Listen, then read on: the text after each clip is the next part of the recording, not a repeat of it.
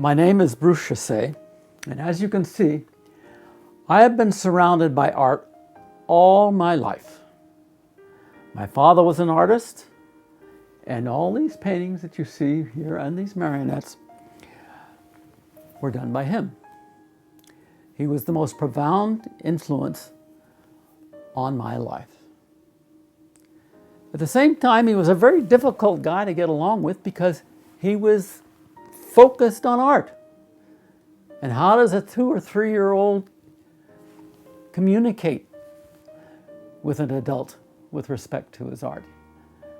Yet as a child, I was completely obsessed with his art form.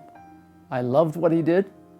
I recognized it even at 3 years old. In fact, I would constantly get into trouble because I would go into and start playing with the puppets and they'd get all tangled up because they were marionettes and they were on string. And he would be furious with me. He never recognized that as an interest in his art. But at a very early age, I discovered that if I was ever going to get along with this guy, I was going to have to like the art as much as he did.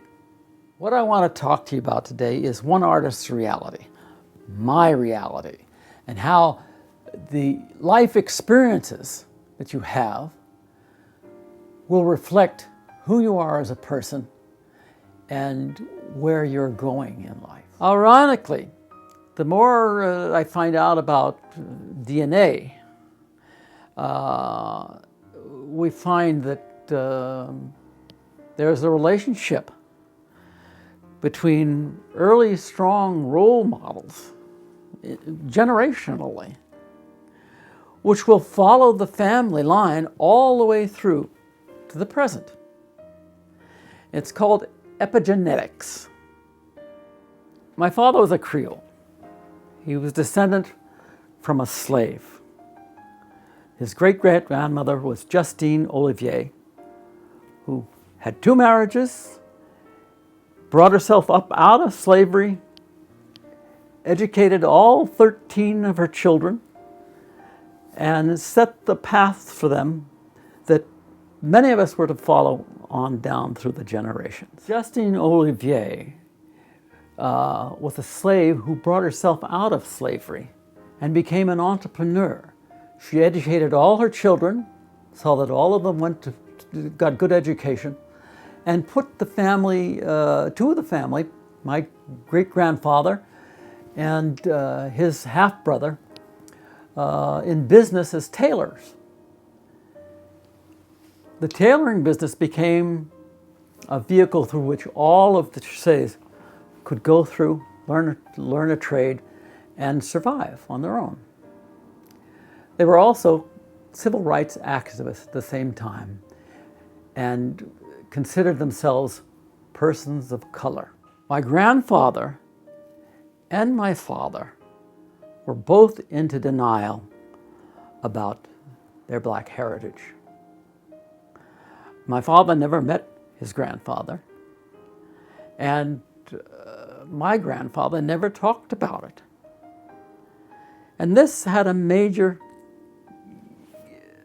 influence on my father and instilled in him a fear that he was never able to shake off, that he could not survive as a person of color. Even though my father was into denial, in fact, the whole family was into denial, his black heritage always came out in his art. So now we're going to go into the next room and see those influences of Justine Olivier and how they followed him down through the years. In 1928, the whole family, overcome by the Jim Crow and all the things that they had suffered in New Orleans, Louisiana, moved lock, stock, and barrel to San Francisco.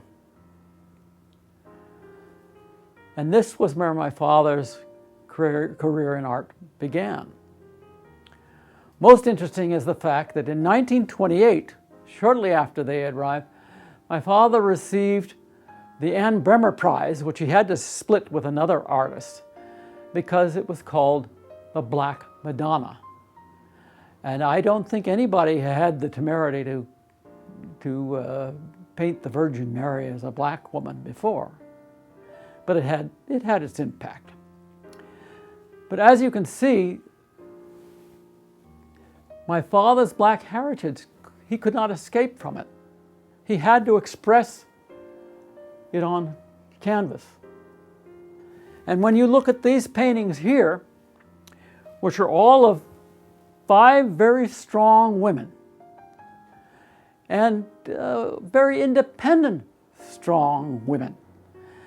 And I can't help thinking that all of these represented some aspect of Justine Olivier, the slave great-grandmother that he was descendant from.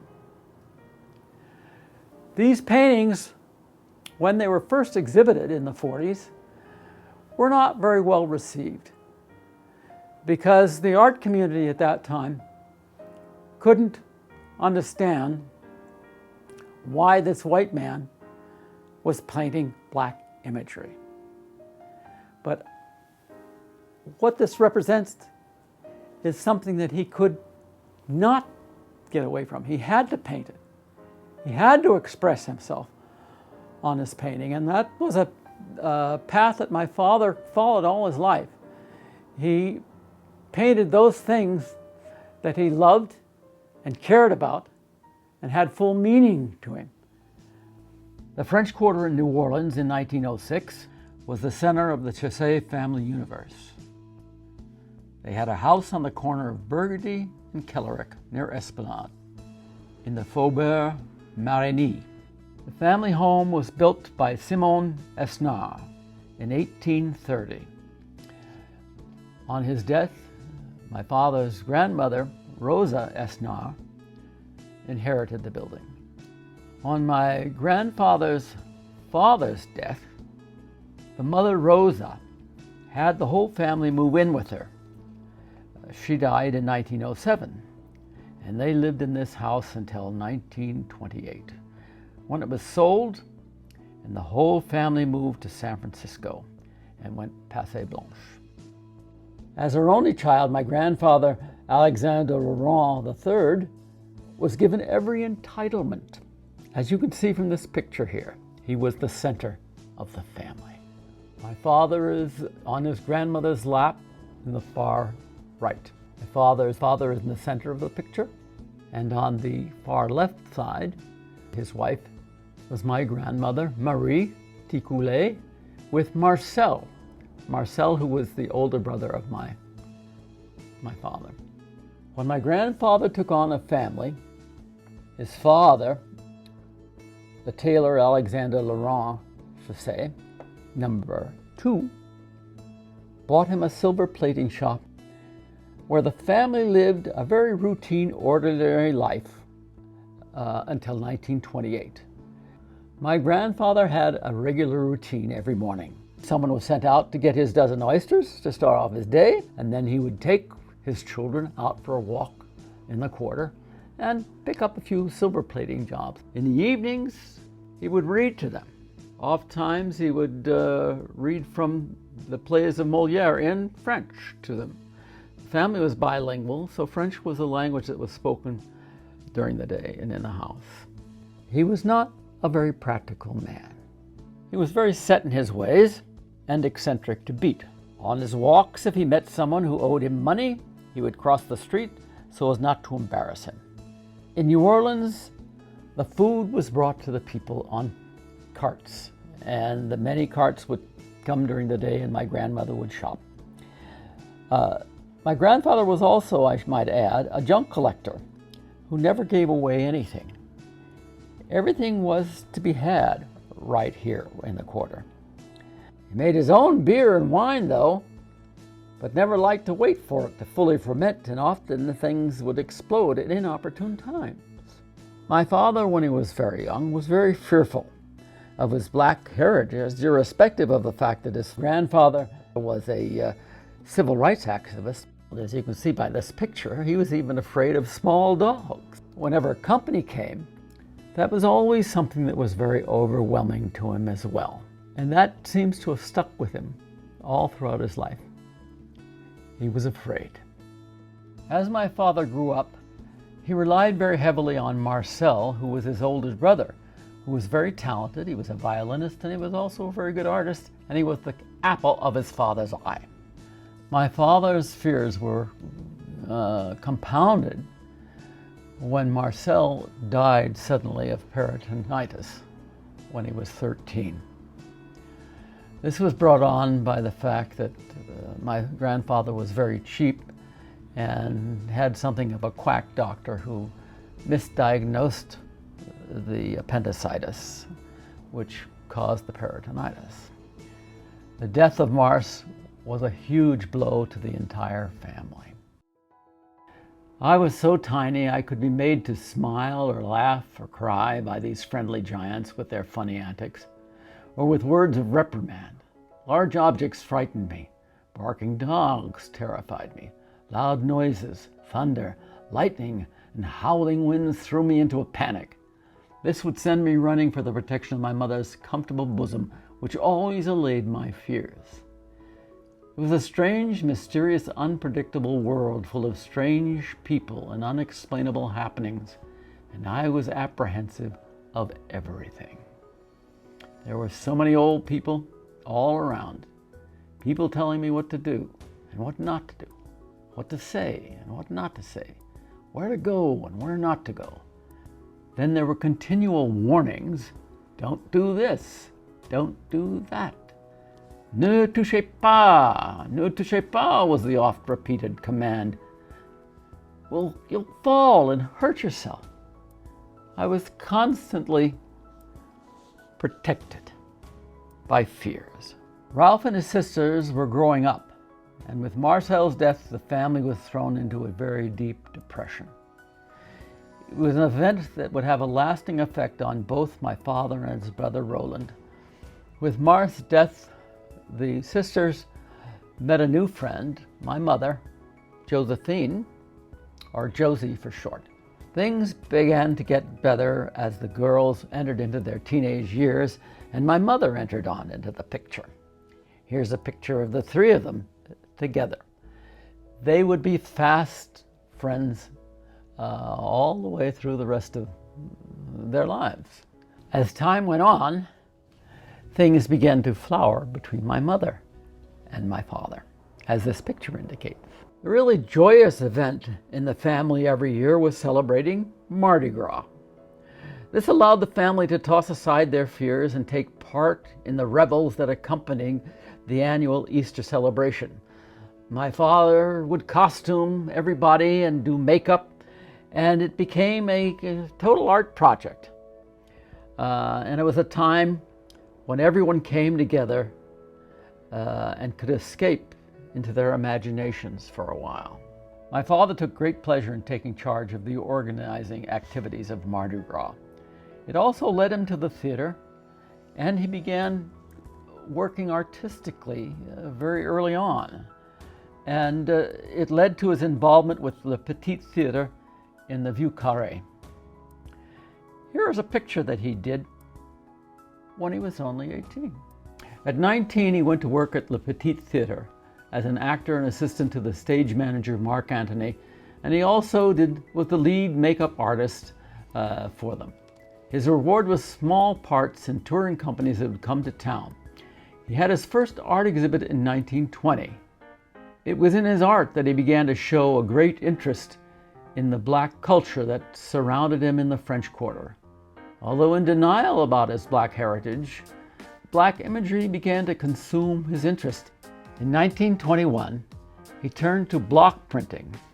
So here are a few images, and you'll notice that these are mostly New Orleans background. He drew very heavily on what he saw in New Orleans during his childhood and his formative years. And he was making his comment on the black culture. Although he was in denial himself, about his black heritage. It was very evident in his art and continued to be evident in his art all throughout his life. He kept returning to the black imagery. When Ralph first met Blanding Sloan in San Francisco in 1921, he was introduced to the art of wood linoleum block printing and etching. He lived in Sloan's North Beach Art Center, which was jerry-built from temporary housing left over from the 1906 fire and earthquake. My mother followed him to San Francisco in 1926, and while she was there, they decided to make a cross-country trip to New York and eventually got married there. While there, he worked for Aline Bernstein at the neighborhood playhouse and saw for the first time the Moscow Art Theater, the Ballet Russe, O'Neill's Emperor Jones, and the work of the American puppeteer Remo Buffano. All this became major influences in his artistic life. Fresh back from New York, he was challenged by Sloan to create a marionette production of Eugene O'Neill's Emperor Jones, which he followed up with another production, Shakespeare's Hamlet, which enabled him to play lead parts in many of the major classical plays that would have eluded him due to his small physical stature. In these initial marionette shows, he gave jobs to all his sisters and brother, and each in turn found a husband and wife, which again changed their focus and broadened their lives. New Orleans was now behind them. This also gave his sisters Vonnie, Ding, and Leslie an opportunity to branch out into other performing areas. In 1930, my grandfather and grandmother bought a house on the Russian River in a place called Camp Meeker. This became a summer residence for all the family from the time we were young children up until we were entering high school. During the 30s, my father opened over 4 different marionette theaters and did such productions as Mikado, Don Juan, Alice in Wonderland, in which they traveled and toured in this wonderful truck. He also did a production of The Crock of Gold, which was an Irish story about leprechauns, which was very successful. As well as doing marionette shows, my father was painting. And they would have, every year, would have San Francisco Art Association would have an exhibit. In his spare time as well, he did roles on stage in exchange for a variety of design work that he would do for the theater companies that he worked with. In 1935, was a very pivotal year for my father, because that's when the WPA was created. And he was appointed director for the Marionette Theater Project of the Federal Theater for San Francisco. And he started out doing marionette variety shows, which were always introduced by one of his special characters, George Bernard Shaw. Well, this was very successful, and he also did a number of regular marionette shows, which he brought back from what he was doing in the 30s. But in 1937, there were some problems down in Los Angeles, and he was sent down to take care of those problems. And he was now made managing director for the Federal Theater Marionette Theater Project for all of California. And here we see a picture of his entire Los Angeles crew.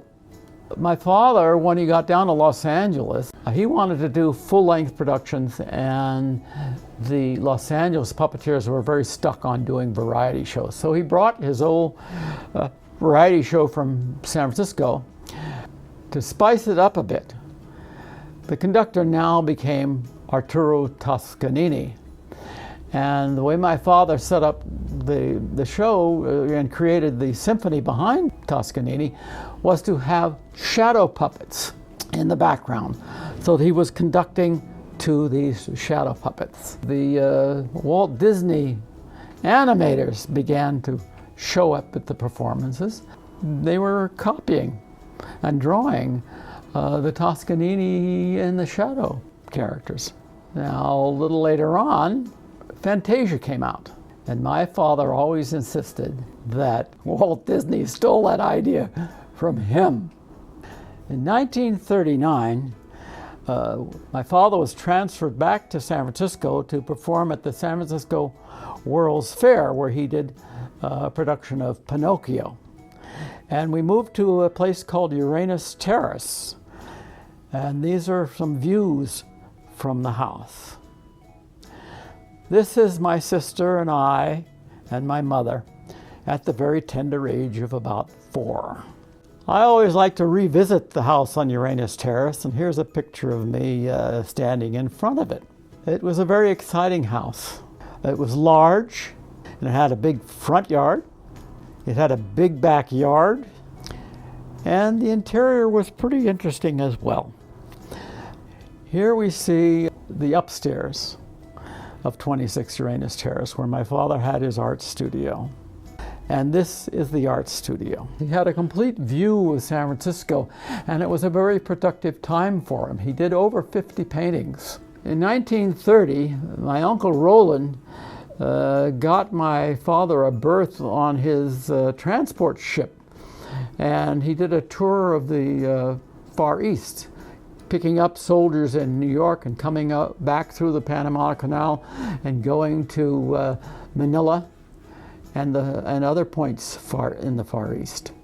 During the late 30s and 40s, my father began to do a whole series of paintings around black imagery.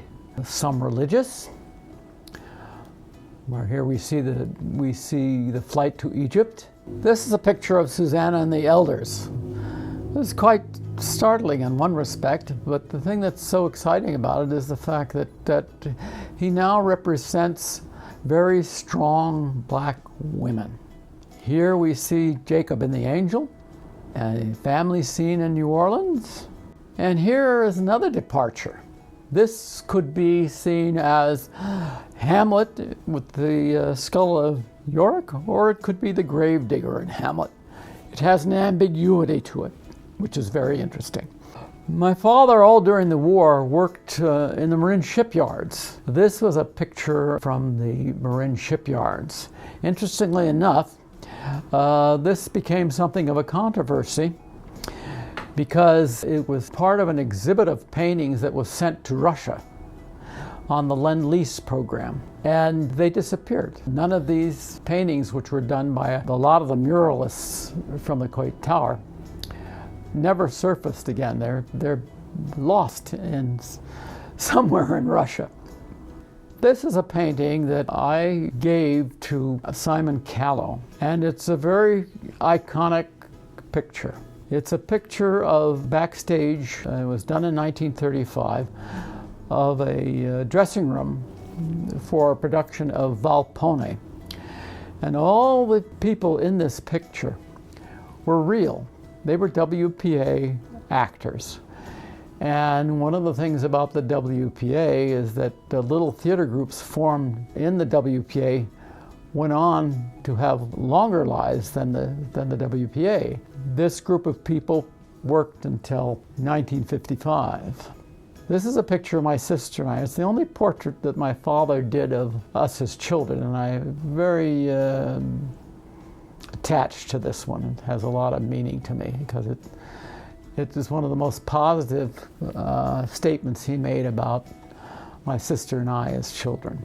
The post-war 50s was to be the most important years for my father. In 1952, he ventured into television with a program called Baron Woodley and His Friends on Channel 4, broadcasting from the old Sutro Mansion on Twin Peaks. Baron Woodley would interview famous characters from stories and fairy tales like Red Riding Hood and the Big Bad Wolf. In 1952, the show was then canceled abruptly. Following the show, my father was hired by the Latham Foundation for the Promotion of Humane Education to create a marionette show devoted to understanding animals and the environment. It was developed for KPIX as part of the Captain Fortune children's television program. Brother Buzz was a 20-minute marionette show based on stories by Dolores Wilkins Kent, The program ran from 1952 through 1969. Remarkably, my father was responsible for all elements of the production, starting with writing the scripts, designing the marionettes, and playing the majority of all the character parts, with both my brother and I playing Brother Buzz and Letty Connell Schubert playing Busy Bee, and taking on all the female parts as well. It was the longest sustaining children's program on the West Coast, lasting 17 years longer than Howdy Doody. It stood the test of time and became very iconic for its use of the environment and animals. Brother Buzz allowed my father at 53 to have a steady income, making possible his going to Europe for the first time in 1956. It brought him back to painting on a full-time basis, allowing him to pursue many directions with respect to his life and art. 1956 was pivotal to changing the course of his life as well as mine.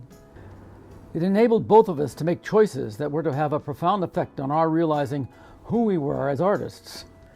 For my father, it was a motivating factor in allowing him to take his painting to another level by exploring new forms and broadening his use of color and subject matter. It gave him a freedom of expression that had eluded him in many ways in previous years. It allowed him to come into his own by giving himself permission to step away from some of the fears that haunted him. After 56 and many more trips to Europe, his artistic palette began to reflect a diversity of color and style. Still working figuratively, we still see the influences of the Impressionists like Cézanne, Monet, Manet, Rouen, Gauguin, and the stained glass reflections of the church windows. In addition, his palette begins to reflect the color of European cities he was visiting on each trip. On all his trips, he returned with numerous sketchbooks, with color notations and numerous photographs which were to give him ideas for paintings. Much of his diversity came from what he was seeing and experiencing. His painting becomes more abstract, including landscapes and wandering representational abstracts. Figuratively, the turmoil of the late 60s began to have its effect on my father. We lived in the Haight-Ashbury neighborhood, and the hippie generation began to change that neighborhood, and what was happening there and in the Castro, where we had lived during the 40s and early 50s, began to change. And change was always a problem for my father. He was fascinated with the freedom expressed by the hippie generation, but repulsed by their loose morals, and in one sense, he subconsciously was envious of their lack of conformity. The 60s through the 70s and the 80s also brought ideas anew. My cousins Peter Albin and Rodney Albin, associated with Big Brother and the Holding Company, the rock group, and Janis Joplin, would take him to these rock concerts, which gave him more ideas for painting.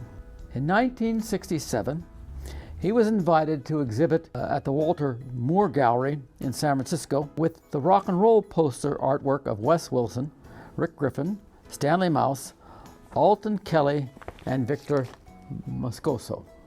In 1979, my father returned to Shakespeare with marionettes. With a grant of $5,000 from Doug Laird, who was a fisherman from Prince Rupert, Canada, I was able to produce a marionette production of Macbeth. My father built all the marionettes, designed the sets and props. My brother took on the chore of directing. I played Macbeth, Dion Macduff, and my father played King Duncan and the Porter. The production opened at the University of San Francisco's College Theater and was transferred to the San Francisco Aquarium Theater near the DeYoung Museum in Golden Gate Park. Later that year, in 1980, I encouraged my father and brother to move to Ashland, Oregon, where they could live more cheaply. My father was very moved by the Oregon countryside, and he turned once again to landscapes and to his black roots. It was there that he and my brother mounted their last classical marionette production of Molière's The Doctor in Spite of Himself. In 1991, after 3 or 4 strokes. My father succumbed of old age, and ironically, my brother died 4 months after him of lymphoma. Now we're going to go to San Francisco, where it all began in 1928. After the earthquake and fire, North Beach was almost obliterated. There was very little left down south of Stockton Street here, but it remained a very vibrant community and undergoing a renaissance. North Beach has always been a multi-ethnic area. It was divided into sections. This was Chinatown down here, across on this side with the Italians. The Basques were up further up the street up here, but it was a very wonderful meeting of cultures, and it was probably one of the richest cultural spots in the city especially in 1928, when the Depression was on and you didn't have anything to live off of. Here we are looking up Columbus going towards the Ferry Building. This was the North Beach section of town where the Italians lived. Here we are looking up Broadway, which is where the Basque restaurants and the Italian restaurants were, and it's where they sort of commingled with the Chinese. During the Depression in 1928, when my father first arrived here, North Beach was the cheap rent district. You could get an apartment for $15 to $25 a month, and you could get a storefront or a large studio for $25 a month as well, which is what my father paid for his first marionette theater, which was right where the Transamerica building is now standing. City Lights and Vesuvio was where the beat and the hippie generation came together to meet and talk and buy books, and was their iconic place during the 60s. Behind me is the Flatiron Building, and that's where Enrico Banducci started The Hungry Eye, where I got to see Joan Baez for the first time and all the major comedy acts that came through San Francisco during the late 50s and all through the 60s.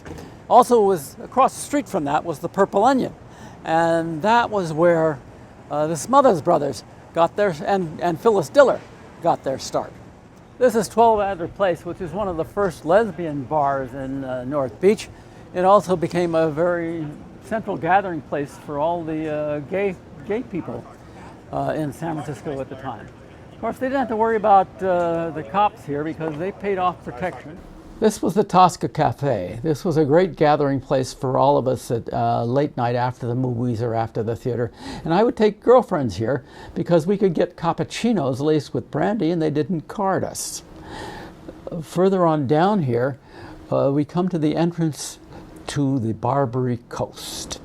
Born during the gold rush days, the Barbary Coast was a loose 9-block area centered on a 3-block stretch of Pacific Street, now Pacific Avenue between Montgomery and Stockton Street. It was now called the International Settlement. Prior to the earthquake and fire, it was also the center of the red light district and the place to go for entertainment of any kind. After the '06 earthquake, it was almost obliterated. The Transamerica Pyramid is what replaced the Monkey Block, which was where my father had his first marionette theaters.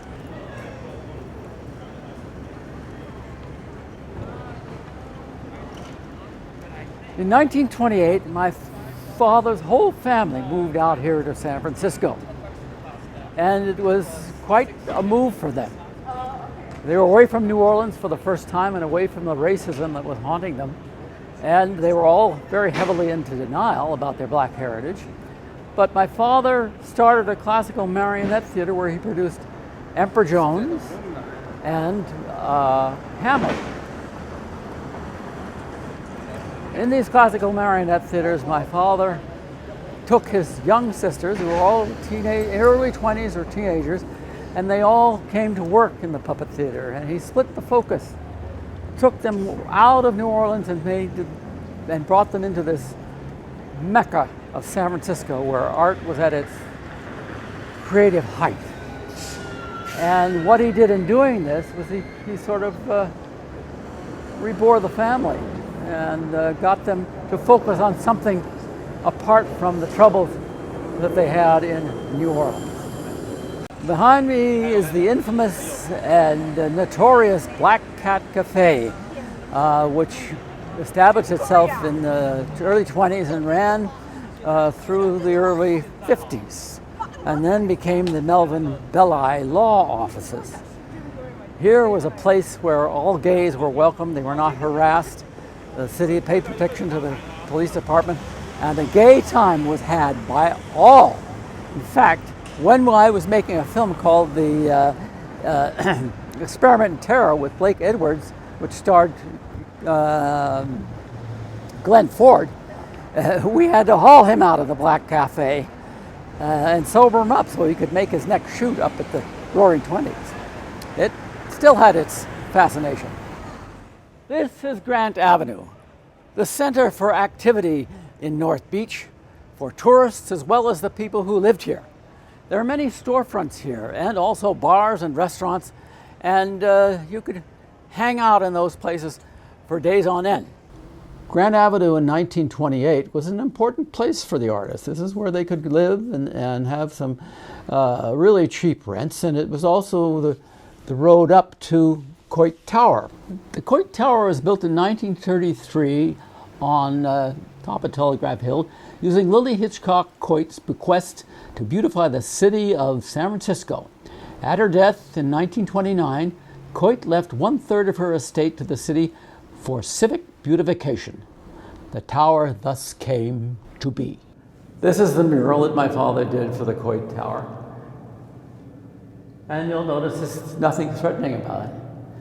And it's really interesting that also when you look at most of the paintings around here, as vocal as some of the artists were, persons of color were not represented in this tower. All of the artists in this were paid about $25 a month to work on it. So that's what they were interested in. Because it was the Depression, nobody had any money, and it was work. The portraits on the stairway were done by Lucien Labeau, who was my father's best friend and who wanted to go very badly to Burma and draw the war, and was killed at a very young age in the plane before, just as he got to Burma, the plane crashed, and so that was the end of his life. The only person of color in all these murals. This was Blackstone Court, where the whole family moved to in 1928, and it is exactly the same house. The only thing that's done is a renovation to it. I am chagrined. The Blackstone Court house has turned into a gated community. When last I saw it, it was all grassland with 2 little houses on it. This is 26 Uranus Terrace. Well, I must say I'm a bit overwhelmed just sitting here on these steps, because things have changed since when I lived in this house for 16 years in 1939 up through 1956. My father had been transferred from Los Angeles, running the WPA Marionette project down there. He moved us all up here to go to do puppet shows at the World's Fair on Treasure Island. And that's why we came back to San Francisco. And this is where we stayed, and really, it was where I grew up. And I don't think you'll find a greater place to grow up in. This is Wayne's grocery store on the top of the 17th Street Hill, just across the street from my house. When you look down 17th Street, you can see all the way down to the Castro. This is a very steep hill, and walking up and down it was quite an effort. And because we never had a car, I did a lot of walking on that hill. And at the bottom of that hill is Castro, which is the entrance to the Castro Valley. And that was our neighborhood secondary to the Haight-Ashbury, which was our first neighborhood, which was on the other side of the hill. San Francisco is very famous for a lot of its scenic wonders, and this is Vulcan Street, which is a wonderful little stairway all the way down to the Castro. And when I was a kid, I used to deliver newspapers. It was the shopping news. So I would walk down these with 200 papers on my back and drop off shopping news at each one of these houses on this wonderful, beautiful street. This is Statue Hill, which is across from 17th Street. During World War II, and we used to go up there and watch for planes, Japanese planes that were coming. And the whole inside of it was covered with pictures of different planes. This is Twin Peaks Boulevard, the road going up to Twin Peaks. But this hill here was a great playground for us kids. We always used to play and fool around on that hill a lot. And it was very steep.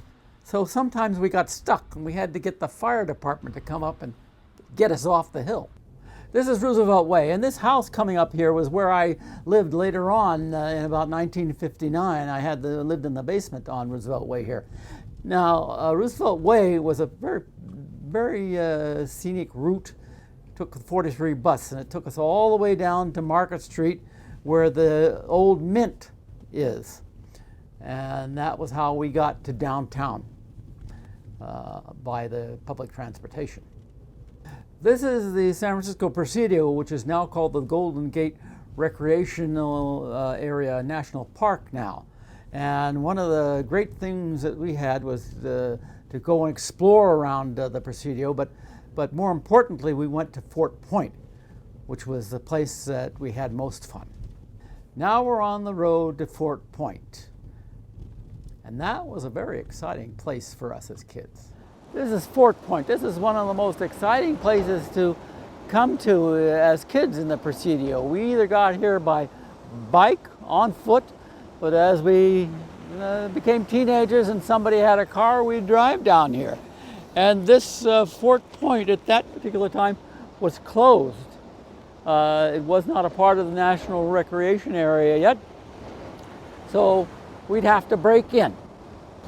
It looks like they got surfers out here today, but boy, during my day as a kid, there were no wetsuits. If you got out in there, you'd have froze to death or drowned.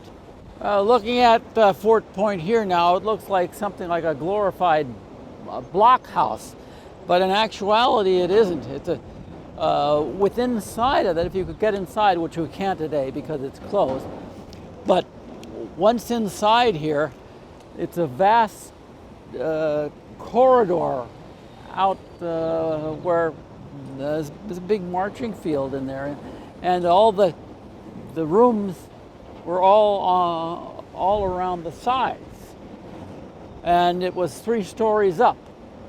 And when you got up there as kids, when there was no railings or anything, and it was a very dangerous place to be because you could fall off the top of it there, right down there, and kill yourself very easily.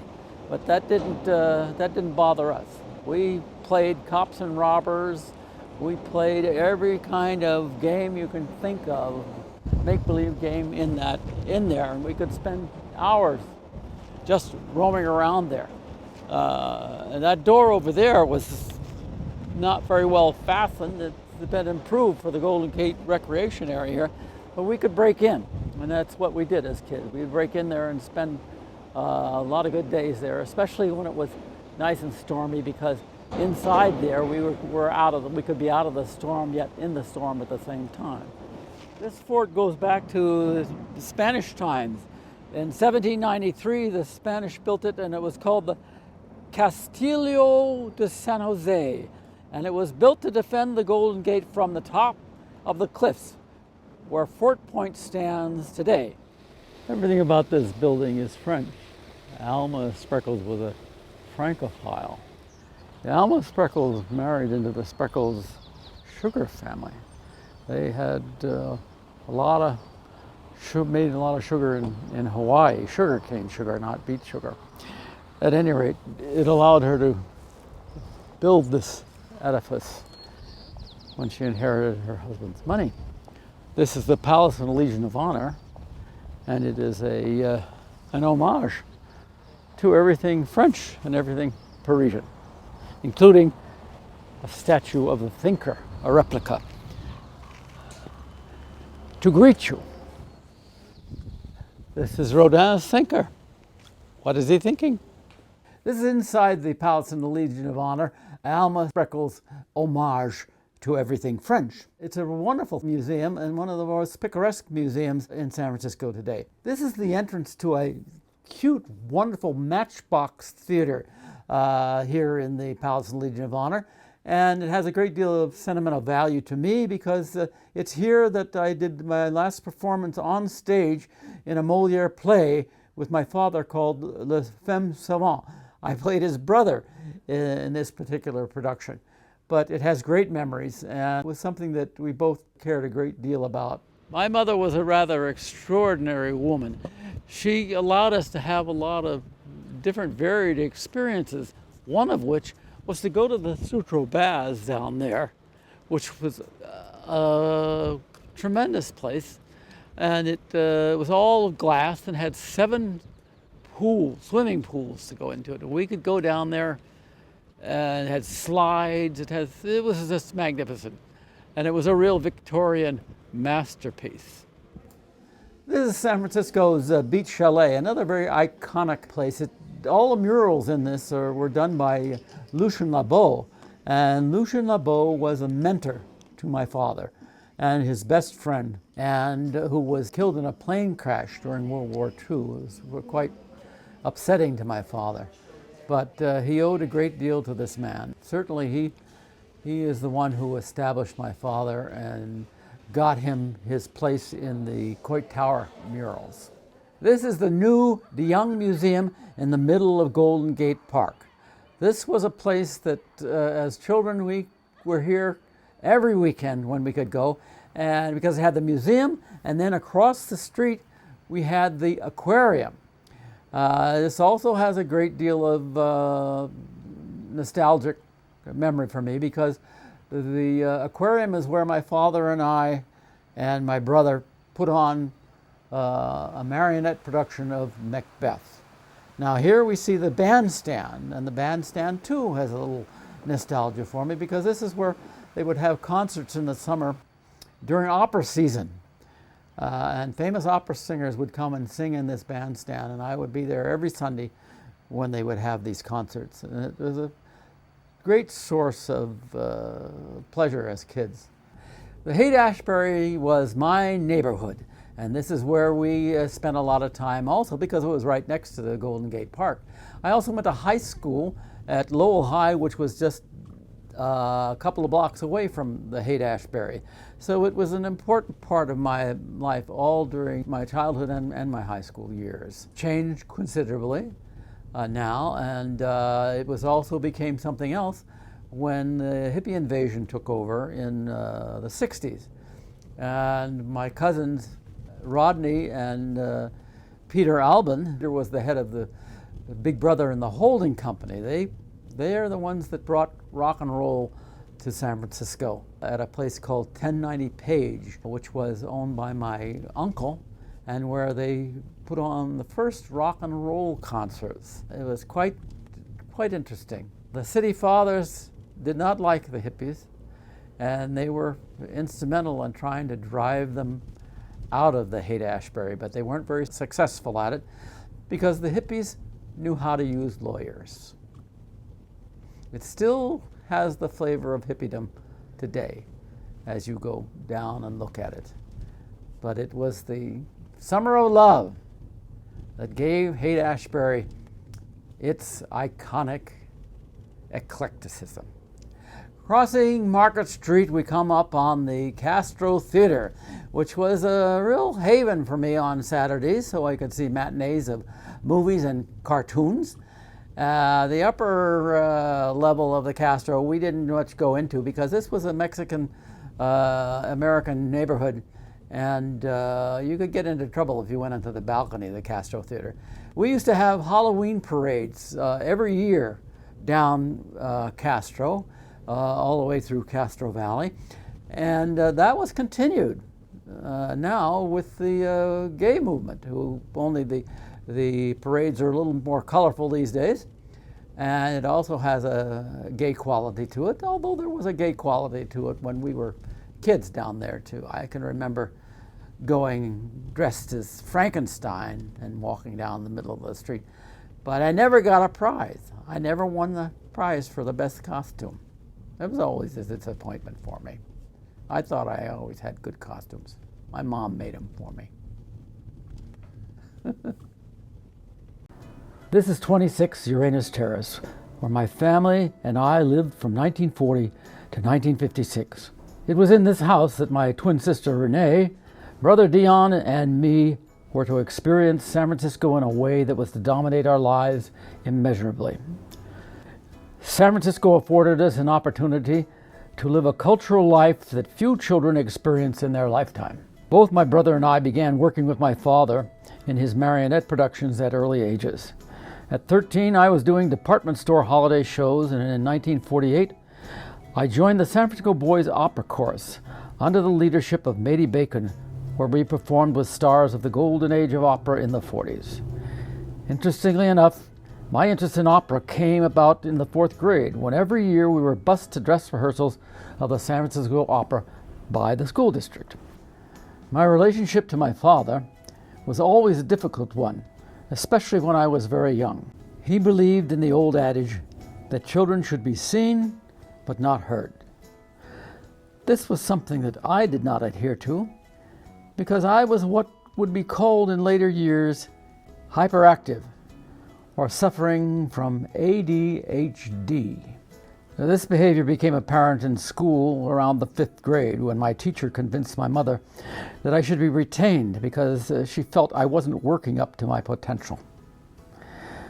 My response to the teacher was that I wasn't stupid, and if she retained me, I would graduate from high school with my twin sister in 3.5 years in spite of her, which I did.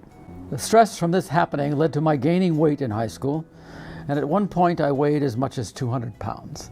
My saving grace was that I recognized early on that to get his positive attention, I had to understand his love of art and theater. Working with him was a means to an end. However, getting him to take me seriously was not easy. I did not have the requisite skills, and it took me some time to learn how to earn them. To do that, I decided to move to New York. 1956 was a very pivotal year for me. It was the point where I decided that I wasn't going to get anywhere as long as I was at home, and I had to leave. My father and brother were very judgmental, and my brother had just gotten a divorce, and their attitude towards his ex-wife wasn't something I agreed with. I had been working at the Playhouse Theater and was in a play with a fellow named Joe Gagnon, who was a New Yorker. And together, we decided to take off and go to New York. It took us about 5 or 6 days to get to New York. And the first thing that Joe did when we got there was take me down to 34th Street on the east side and show me New York. Before we had left, I had seen the movie Marty with him. And that made a great impression on me. And he knew that, so he took me right down to where Marty was filmed. And suddenly this guy comes up to him and says, "Oh, hi, Joe. Where you been? I haven't seen you in a long time." Now, this was his cousin, and he hadn't been home in 16 years. And it was like he had just arrived a day ago.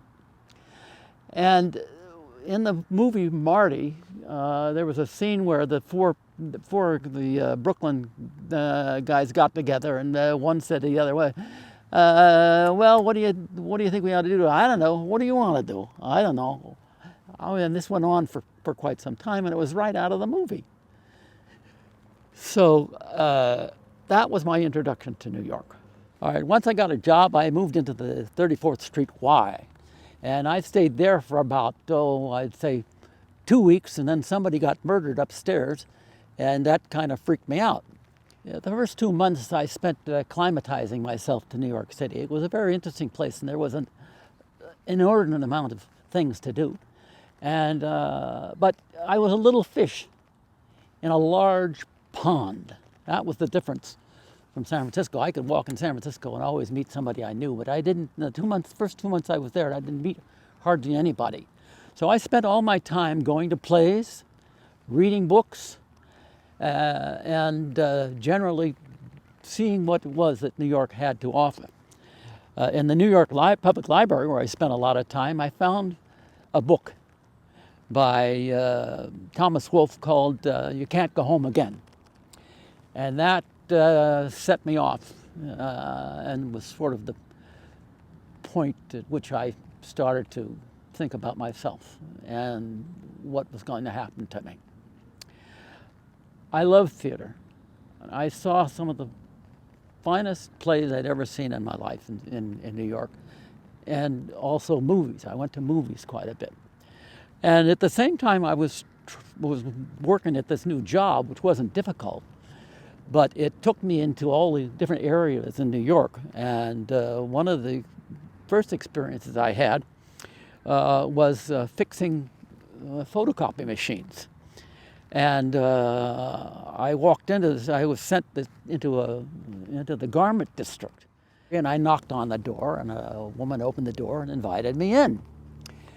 Well, I walked in, and as I'm looking around, the whole room is got a lot of gals with hardly any clothes on, and in their bras and in their panties. Evidently, it was a lingerie place, and my mouth dropped to the floor, and I turned around and I left.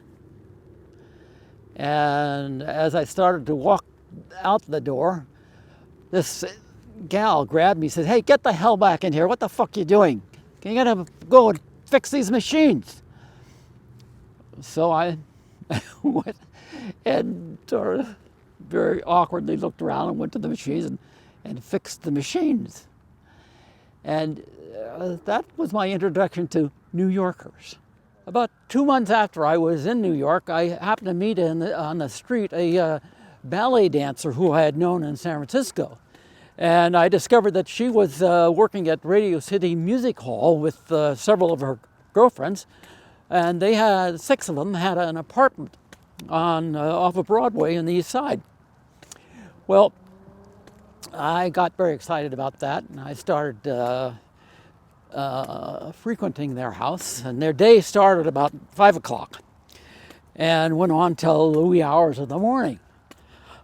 Well, I was able to keep that up for not very long because I wasn't getting any sleep.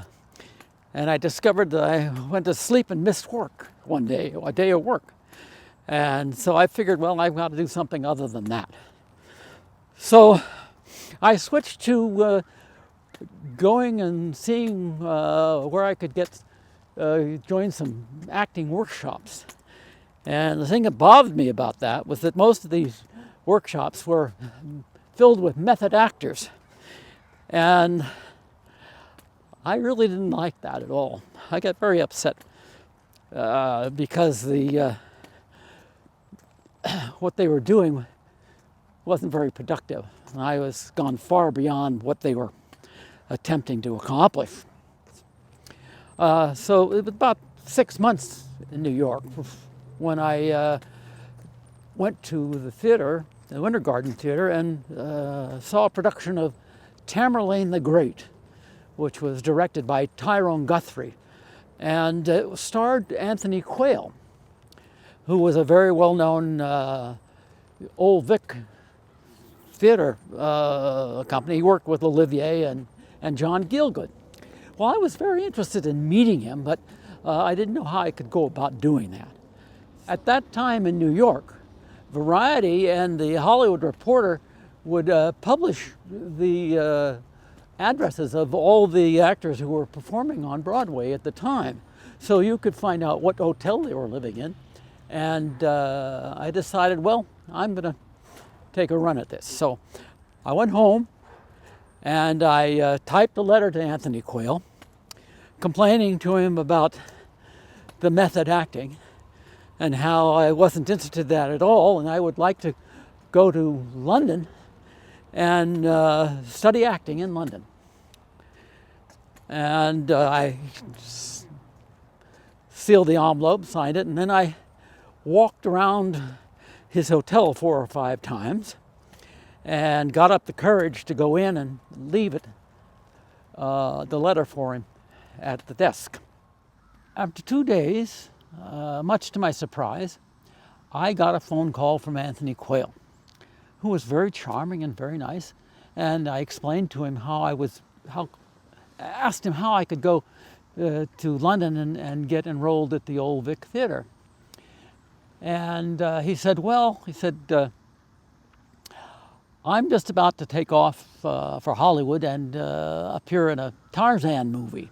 I can't do much for you now, but I'll give you the phone number I'm here in town with the casting secretary for Stratford-on-Avon. And I'll give you her phone number, and she can probably help you out and figure out a way where you can get to London and introduce you to some people at the Young Vic, and maybe get you enrolled in school. Oh, I was speechless. I couldn't believe my great fortune. And so I very excitedly thanked him very much and took down the phone number and decided to call her. 3 days later, I gave her a ring, and again, she was very charming and very nice and was all set to help me. She said, well, I'll be happy to give you the introductions. After the conversation with this wonderful lady, I decided that I better go to the consulate and see if I can go to England. And I said, oh, what do I need to do to get a visa? Well, he said, you have to write your draft board. He said, you can't leave the country unless you have permission from your draft board. After about a week, I got a letter from the draft board. And very excitingly, I opened it up and looked at it, and my face fell to the floor. They told me that I couldn't go to England. Very reluctantly, I called the gal from Stratford-on-Avon at her hotel, and I could hardly even talk to her. I had to go and tell her that they wouldn't give me permission to leave the country, and I was in tears by the time I ended the conversation. I was depressed for 3 or 4 weeks and really angry about the whole situation. And in the meantime, I was working I was still working at the photocopy store. And the guy who I was working with was telling me about how he was going to go into the army, that he had to join the army. And I was so mad. I said, well, why the hell don't I do that? So I went down to 42nd Street, Times Square, and to a recruiting station to inquire about enlisting. After I left the physical, having completed the physical, I was given a date to report for induction.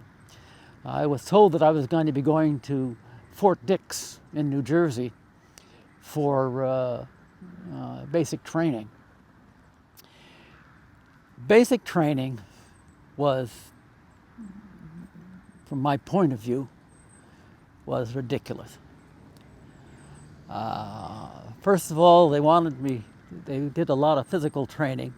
I could never do more than 10 push-ups, which didn't meet their satisfaction at all. And I barely got through the 8 weeks of training. And at that point, we had to take what was called a 20-mile hike, which was the final thing we had to do in basic training. I was dreading it because I knew I wasn't going to be able to roll. This was at full tilt. You had to run the whole time. And I knew that was going to be possible for me, but I bolstered up my courage and got my 20-pound pack on and got ready for the big final 20-mile hike. And right from the start, it was a bad scene. I could only go so far, and then I started falling back. And so these guys who I was running with would grab me and haul me all the way up to the front of the line. And I would be passed back slowly during this whole process, panting and completely disgusted with this whole situation. So finally, at one point, we're almost ready we're almost done the 20 miles. And at that point, well, just as we were coming to the finish line, they threw me up to the front of the line. And I looked and I said, well, and so I started to really run. So I came in way at the front of the line. And the captain, who was the officer in charge of us, looked at amazement at me, couldn't believe that I had done this 20-mile hike and was up at the front of the line. So I embellished a lot and huffed and puffed and then finally collapsed on the ground. And this captain came over to me and said, hey, you're really improved. How did you go to this? That's really great. And he patted me on the back and was very enthusiastic. And I was given an award finally for being the most improved physical specimen. Now, when the time came for us to decide where we're going to go, I told the guy I wanted to go to language school. I said because I knew it was in Monterey, California, and I'd get back to California. Well, they said, okay, you're going to take the language test. So they bring me into a room, and I said, okay, now we're going to take this test in Esperanto. And Esperanto is a made-up language. There's nothing. I knew a little French. I knew a little German, but they were going to test me on Esperanto. Of course, I failed totally. There wasn't any way I could get anyway with Esperanto. It was totally a foreign language and something I couldn't even get acquainted with because it was weird. So I didn't make it into language. And that's when I was offered to go to the Army Security Agency. And that was up in Fort Devens, Massachusetts. So once I finished my basic training, I went for second 8th training up at Fort Devens in the Army Security Agency. Well, I tried to play every angle that I could while I was in Fort Devens. The big thing there was code school, and I didn't want to have anything to do with code school at all. And at one point I discovered that they needed a sign painter. They needed to, so I could get out of the early rising. So I volunteered to be the painter, to paint signs. And one of the things that happened on that, so I had my own room, and I didn't have to get up till about 7 in the morning. And I was a shitty painter. I couldn't draw a straight line. Well, I was able to cover that up for about a week until they finally discovered it. I didn't know what the fuck I was doing. And so there I am. I got pulled out of that job,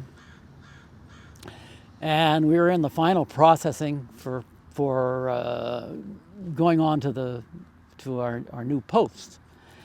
And so when they interviewed me, they offered me code school. And I said, look, I can't, there's no way I can sit down and listen to dit dot dit all day. I said, it'd drive me crazy. I said, I can't do that. And they looked at me very quizzically, and they said, okay, how about going to Asmara, the paradise of the Middle East? And I said, Asmara, where's Asmara? She said, Asmara, Eritrea, it's in Ethiopia. And I said, Ethiopia? Yeah, she said, it's wonderful, it's beautiful. It's 7,000 feet up in the mountains. We have a code we have a receiver site there where they, at that time, there was no internet. They could only intercept calls, so you had to be in an area where you got good transmission, and where they could go but the whole problem with going to Eritrea is I had to go as an on-the-job training as a military policeman. And I said, well, I can do that. Sure. On-the-job training as an MP. Yeah, I'll go.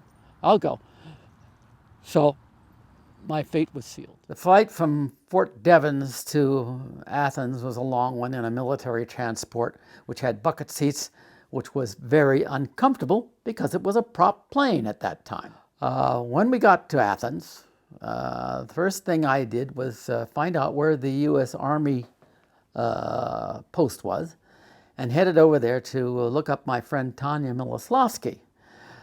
Tanya Miloslavsky was an old friend of my mother's, and she worked for Just Mag there. So when I got into the building, I went up to the clerk and I said, can I talk to Tanya Miloslavsky, please? And he said, there isn't any Tanya Miloslavsky here. I said, look, I know she's stationed here at Just Mag, and I wrote her from the United States and told her that I was coming to see her. Would you please get me Tanya Miloslavsky on the phone?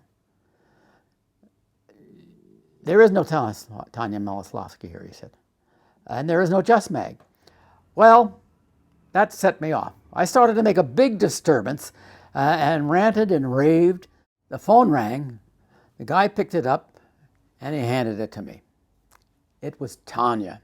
She said, meet me around the corner in 5 minutes and I'll tell you what it's all about. But get out of there. So I thanked the guy and turned around and left the building and went around the corner. And there was Tanya coming to meet me.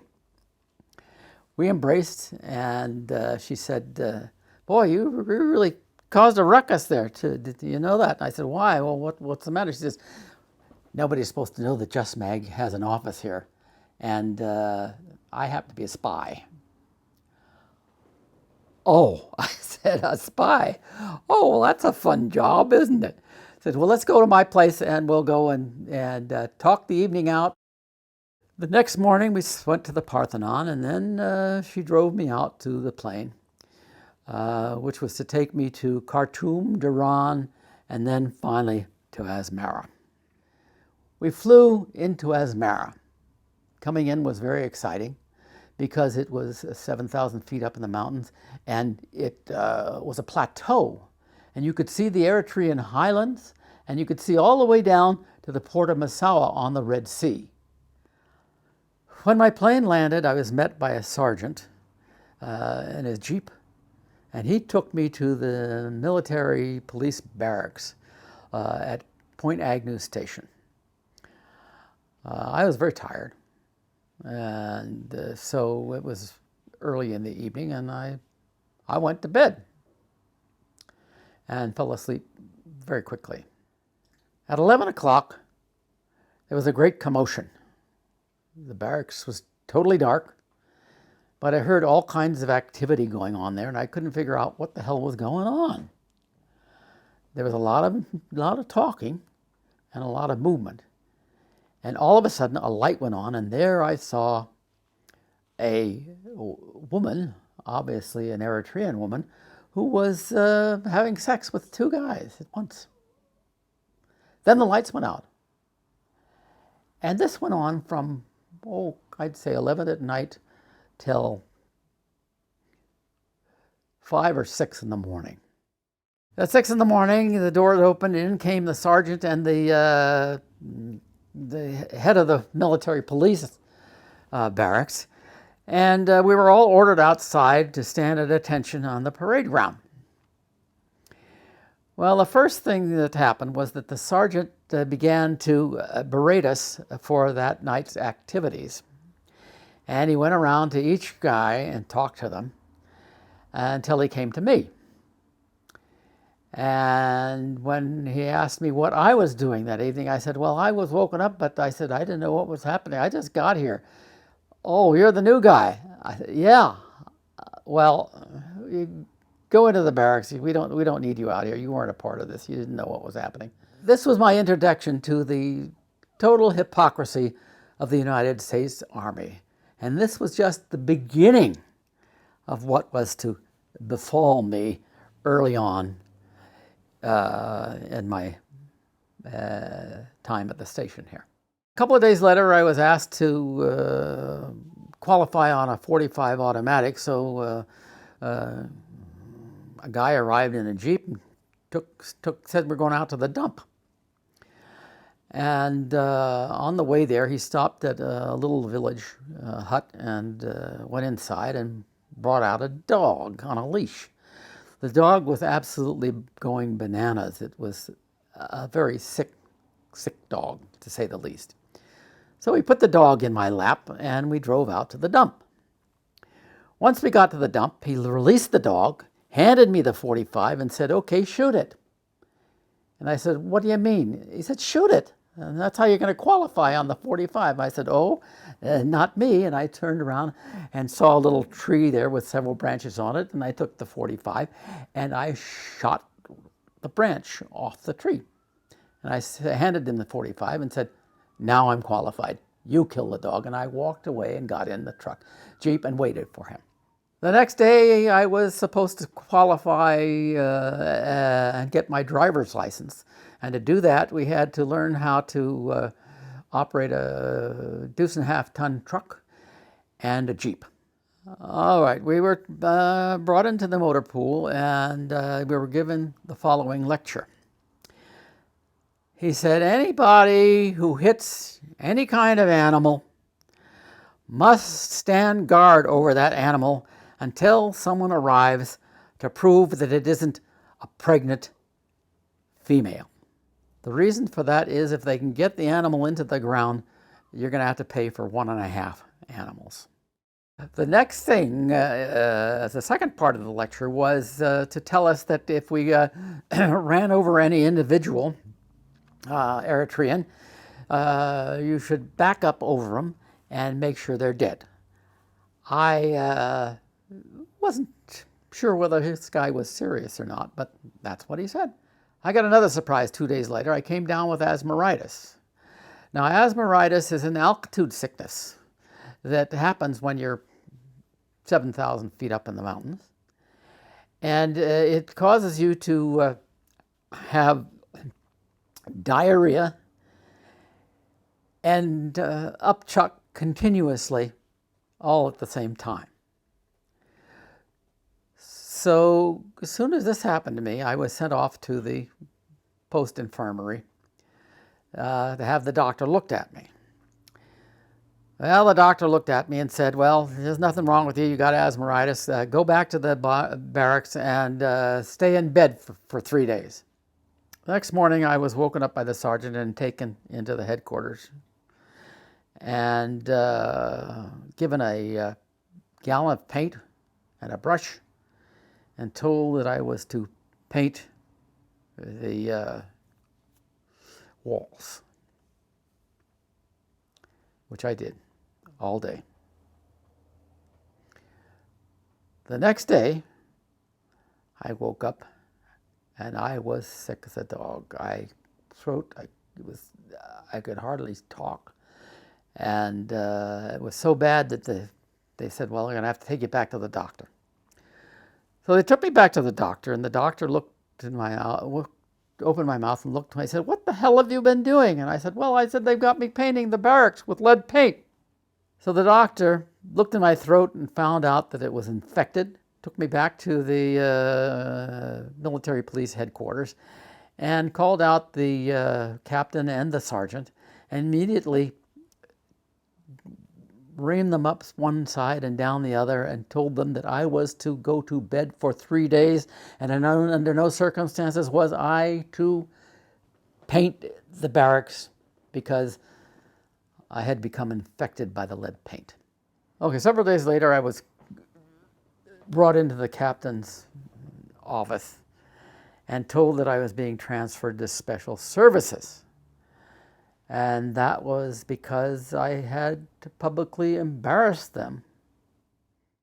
When I arrived at special services, I was given the job of taking care of the library and issuing games for anybody who came in during the day for a little R&R.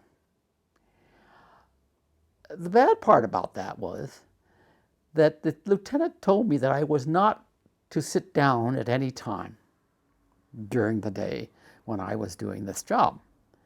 I had to remain standing the entire time, which really pissed me off. Another surprise that befell me was when I was called into the lieutenant's office, handed a sheaf of papers, and told to take them over to the table and fill them out. When I asked him what they were, he said, well, these are papers from the test papers from the University of Maryland that I want you to take to get me a year's college credit. There didn't seem to be any end for the kind of shit that the Army wanted to put me through. And I couldn't protest, otherwise I was in trouble. So I took the test and got the lieutenant his year's college credit. I think I was one of the only early recruits who'd been to college, because most of the kids were, 17, 18 years old on the post. There was no end to the deviousness of this lieutenant. One day we were taking a lunch break, and when we came back to the wood shop, everything was thrown on the floor. Someone had completely trashed the place. I immediately ran over to the lieutenant's office and went in, and I said, sir, something terrible has happened. Someone has come in and trashed the wood shop. And they looked me straight in the eye and said, yes, I know. I said, oh, yeah, I did it. Anytime you leave that wood shop alone, you're in trouble. Now go clean it up. Well, I thought this was the end to all this, but there was more to come. And by this time, I'd had it up to here with this lieutenant, especially since he was 20 years old and younger than I was in the first place. And secondly, he was a dodo. I was getting pretty bored with what was happening in the service club itself. So I went to the lieutenant and I asked him whether or not I could put on puppet shows, because I knew there were a lot of base children who might enjoy something like that. So he said, sure, no problem.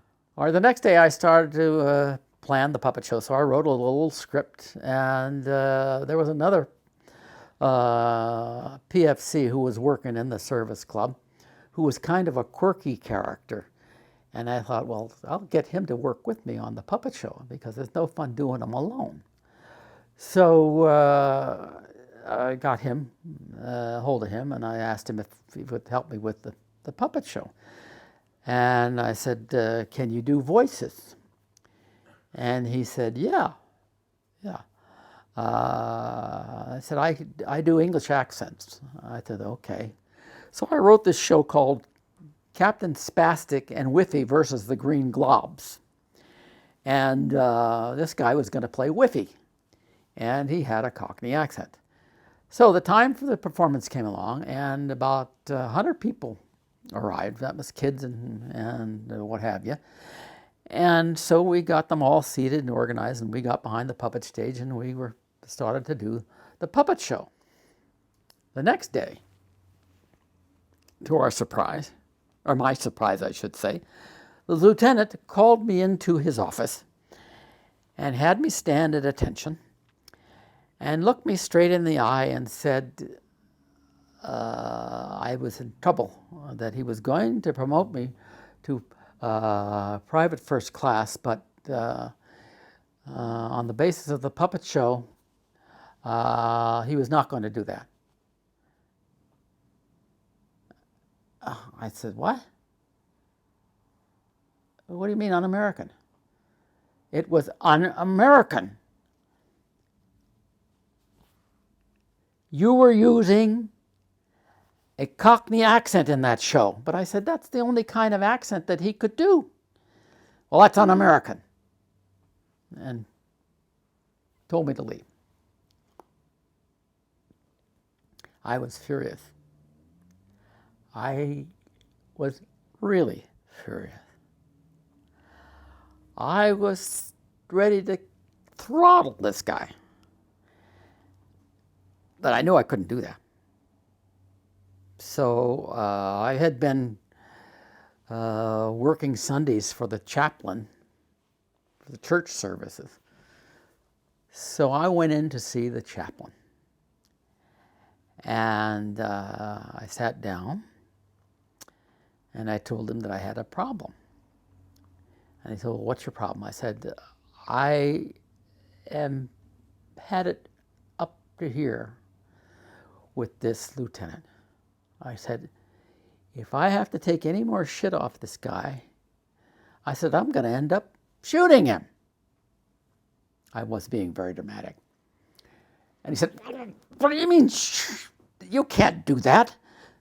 I said, I'm not going to wait around until I get to the point where I'm going to shoot him. I want out of here. Get me out of this damn place. I'm not going to work for this guy anymore, and I don't want to be in the Army anymore. Just get me out. And he said, you can't do that. I said, well, I'm not going to be responsible for my actions. The chaplain was horrified. What do you mean you're not going to be responsible for your actions? Everybody has to be responsible for your actions. You can't do that. And I said, well, I got news for you. If you don't get me out of here, I'm going to end up doing something that I will regret.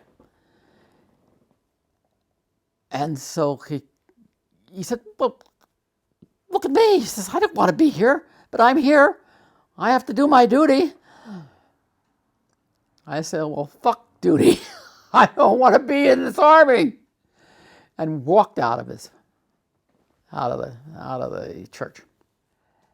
After I left the chaplain, I began drinking in the evening at the NCO club. And it got to a point where I was getting a little unruly. And finally, after about 2 months, they finally decided that the doctor finally was able to convince them to transfer me to Libya for some rest and recuperation. When I got to the airport, they strapped me in a cot and treated me like a mental patient.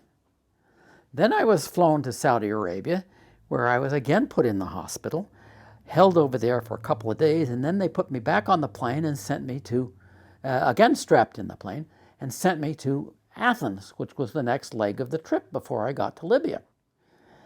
At the airport, they said, well, the only place we've got to for you to sleep is on a gurney in the emergency room.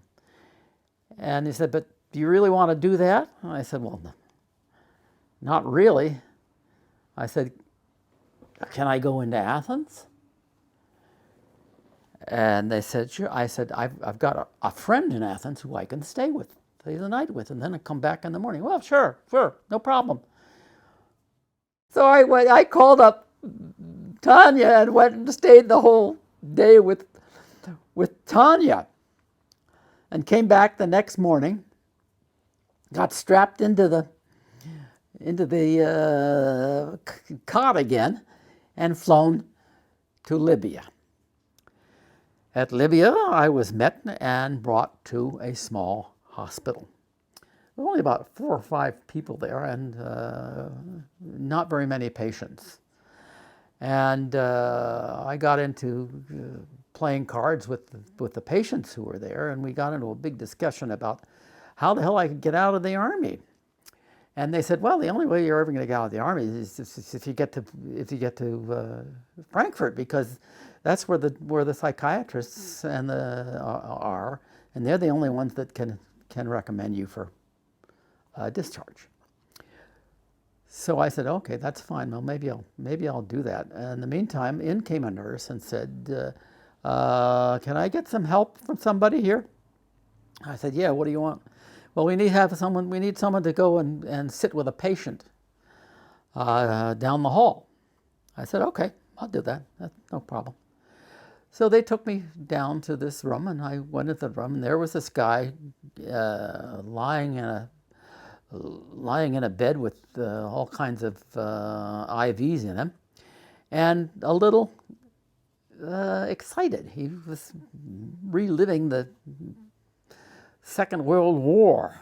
So I sat down, I had a book with me, and I started reading my book, and then halfway through the time I was there, suddenly this guy goes berserk, jumps up, rips out his IVs, and starts to come at me. So I screamed and yelled, and immediately two nurses came in and grabbed him, took him, and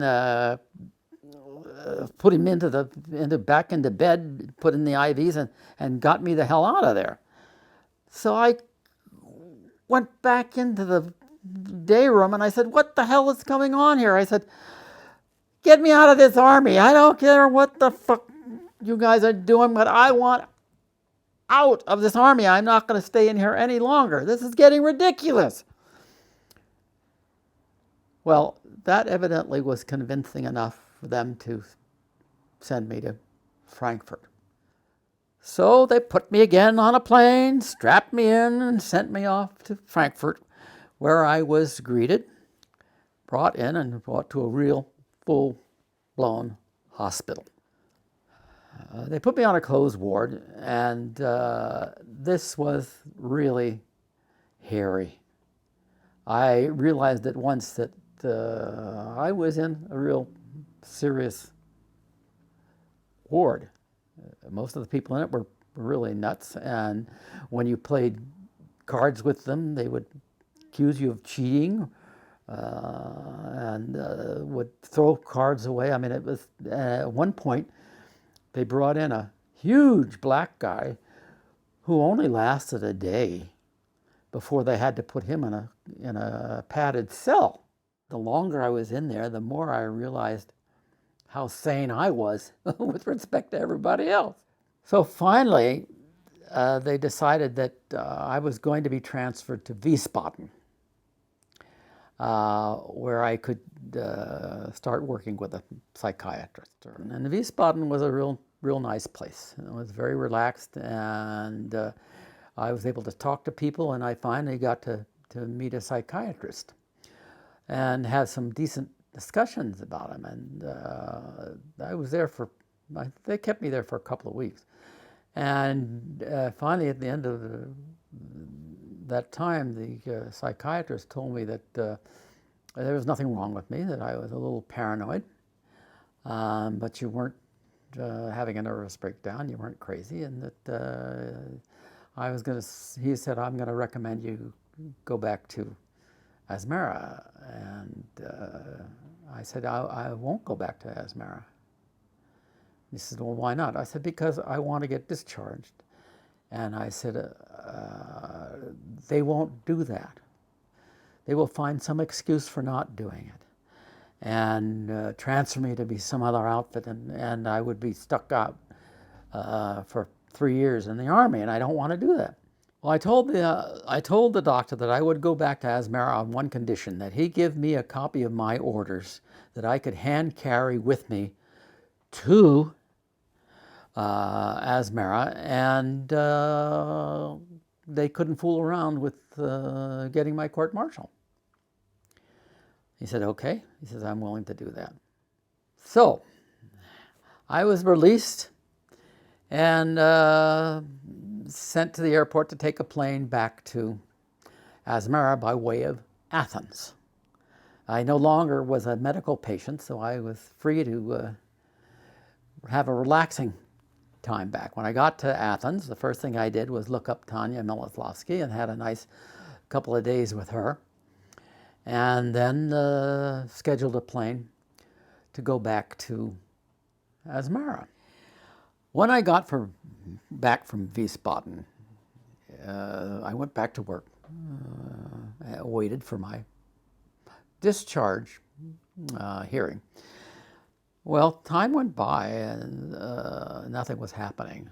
Then I was offered a chance to go and conduct a tour of Aksum, which was the ancient capital of Ethiopia, and also the seat where the Queen of Sheba lived, and it was a really important place to visit, and what turned out to be a fantastic experience. I was able to see more about Ethiopia, find out more about Ethiopia. I was able to teach the GIs that went with me about Ethiopia and give them some background and do something for a change that was positive. It's the first time I had a positive experience in the Army. It was exciting enough to me to come back and write it down. So I wrote down a report on the tour and went back to the service club and waited for my discharge. Well, things still were not moving very fast, so I began to drink some more. And the drinking got very, very bad. And at one point I got so drunk, the MPs picked me up and brought me back. And the next day I was called in front of the lieutenant again. And so he looked at me, and before he had said a word, I said, "Sir, I disgraced myself last night, and I want to apologize for it." I said, I apologize for what I did. I shouldn't have done that. And he said, "Chesse, I'm glad to see you're finally becoming a man." And I said, "What?" I said, "Is that your idea of manhood, sir?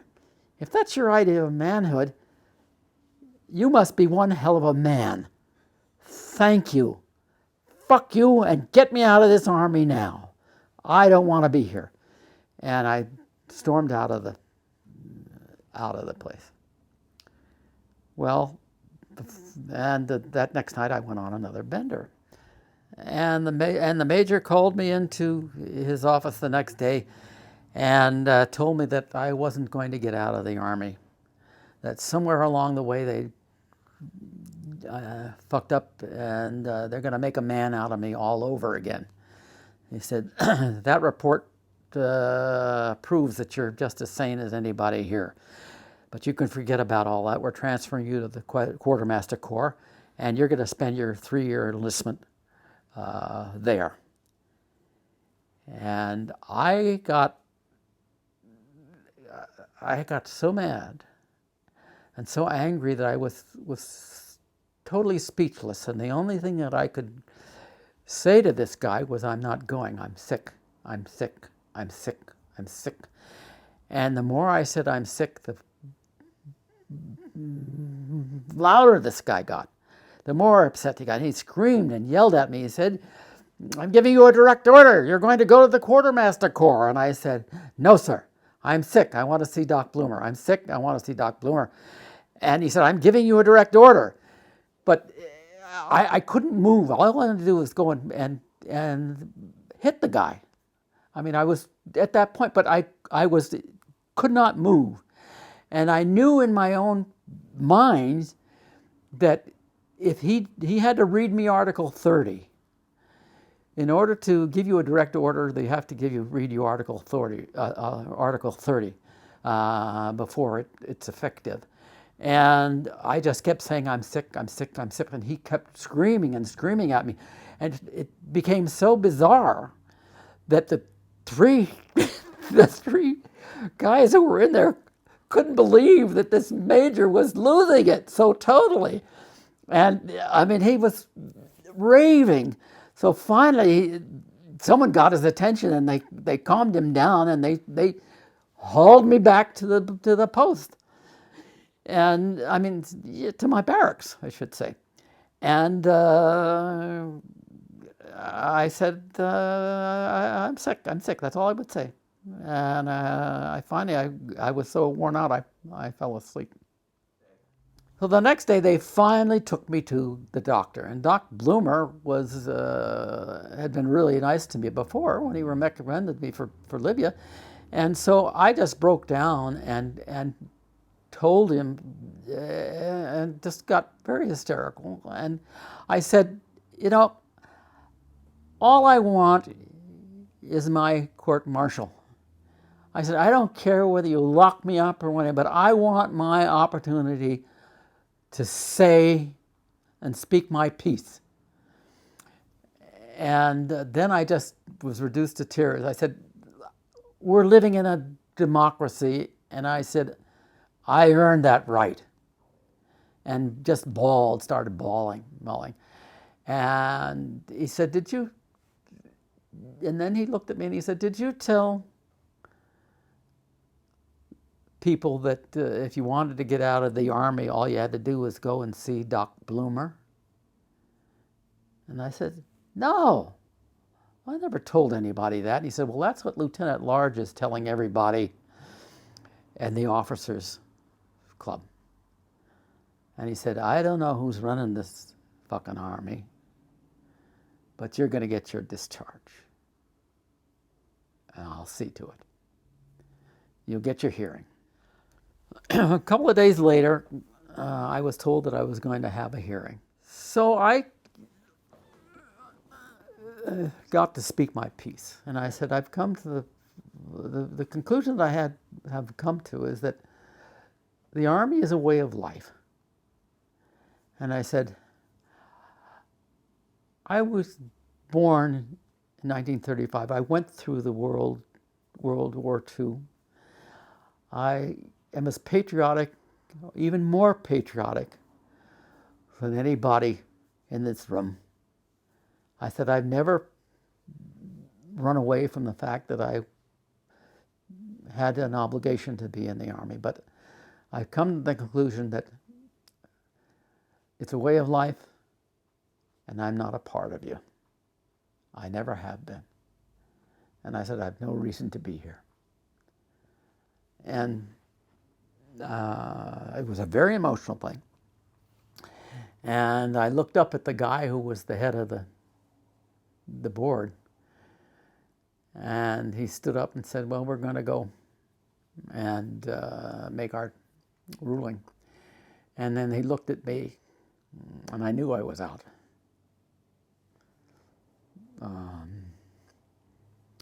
And that was a tremendous accomplishment. Even now, it makes me very emotional, because people have been telling me what to do all my life, and this is the first time that I took charge of who I was, and I beat the Army at their own game, and that to me was a great triumph.